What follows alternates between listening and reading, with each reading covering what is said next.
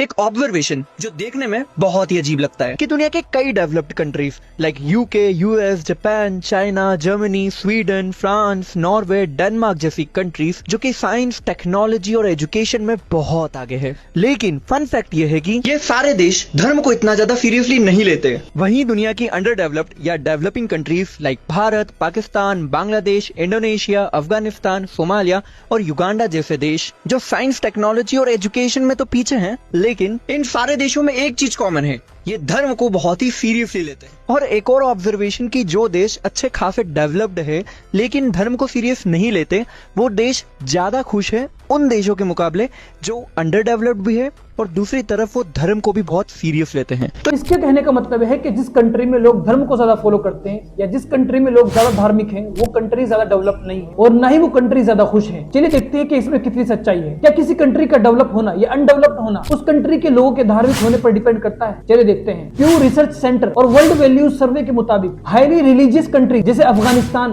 Bangladesh, Somalia, इन countries में scientific infrastructure और research founding कम होती है, लेकिन ये रिलीजियोसिटी का रीजन नहीं है। इसके पीछे इकोनॉमिक्स, डेवलपमेंट और एजुकेशन सिस्टम और पॉलिटिकल स्टेबिलिटी का मेजर रोल है। क्योंकि रिलीजियस कंट्री जैसे यूएसए, साउथ कोरिया और इजराइल जैसी कंट्री में लोग रिलीजियस हैं, लेकिन ये सब कंट्रीज साइंस और टेक्नोलॉजी में वर्ल्ड के लीडर्स भी हैं। और अब मैं थोड़ी सी बात करूंगा रिलीजन और साइंस में मिथ वर्सेस रियलिटी की, ताकि आपको और क्लियर हो सके। इसके अकॉर्डिंग सबसे बड़ा मिथ क्या है कि धार्मिक लोग साइंस में पीछे हैं, और रियलिटी ये है कि रिलीजन और साइंस दोनों का इंटरेस्ट इंडिपेंडेंट हो सकता है। लोग अपने फेथ को मेंटेन करते हुए भी साइंस को हासिल कर सकते हैं, और इसका बेस्ट एग्जांपल है एल्बर्ट आइंस्टाइन, जॉर्ज लिमेटर, जिन्होंने बिग बैंग थ्योरी दी थी। वो तो रिलीजियस थे लेकिन वर्ल्ड क्लास साइंटिस्ट भी थे। तो इससे हमें समझ में आता है कि धार्मिक होने का मतलब साइंस में पीछे रहना नहीं होता है, बल्कि साइंस में एडवांसमेंट के लिए एजुकेशन क्वालिटी, गवर्नेंस और रिसर्च कल्चर ज्यादा क्रूशियल फैक्टर है। रिलीजन और साइंटिफिक प्रोग्रेस के बीच में कोरिलेशन कुछ ट्रेंड में दिख सकता है, लेकिन कॉजेशन नहीं। और रही अब खुशी की बात, जिन कंट्रीज को तूने बहुत खुश बताया है जैसे साउथ कोरिया, जापान, फ्रांस और यूनाइटेड स्टेट, के इनमें लोग बहुत ज्यादा खुश हैं। जब ये कंट्रीज बहुत ज्यादा खुश हैं तो इनका सुसाइड रेट भी चेक कर लेना कि इन कंट्रीज में लोगों की मेंटल हेल्थ कैसी है और इन कंट्रीज में